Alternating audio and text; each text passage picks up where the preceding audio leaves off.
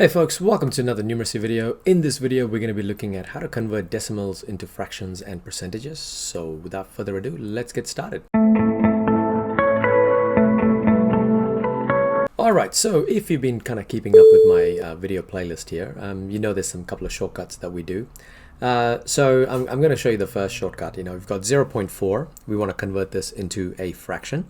So what we're going to do is we're going to look at the number, how many spots we need to move the decimal point, right? So if you look at it, you're actually moving the decimal point by one spot. So that's going to mean that this is equal to 4/10. Again, it's because I'm moving the decimal point by one spot.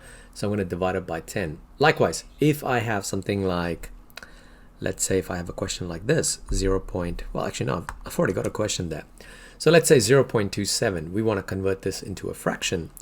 What we're going to do is we're going to look at the number of spots the decimal point needs to move, which is 1 and 2.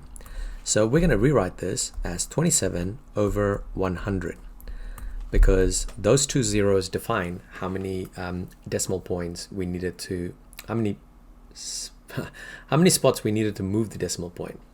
And likewise, if you look at question C, we are actually moving the decimal point 1 and 2, and we've got two kind of things that we need to keep in mind. So here, this is going to be 9 over 100. And as you can see, those where those two zeros are going to end up with. Now, we've converted these decimals as fractions. And if you remember, if you want to convert a fraction into a percentage, all you have to do is multiply it by 100. So we're going to go back to 4/10. And what we're going to do is we're going to do 4/10 times 100. And likewise with the previous video, we can replace 100 with 10 times 10. We're going to get rid of one of the 10s. We can cancel them out. And what we're left over with is 4 times 10, which is 40%. Now, question B and C is a little bit more straightforward because what we can do is converting a fraction into percentage, we've got to multiply by 100. And our two 100s are going to cancel out each other, which means we have 27% for the question B. Finally, question C, we've got 9 over 100 multiplied by 100. And what you'll notice is that, again, we can cancel out the two 100s. 100 divided by 100 is just 1. So we're going to end up with just 9%. So as you folks can see, I mean, with decimals to fractions, it's pretty straightforward because you just count the number of places you want to move the decimal and then put whether it's 10, 100, 1,000, whatever it is. But in terms of converting it to percentages, you've got to multiply the decimal or the fraction by 100.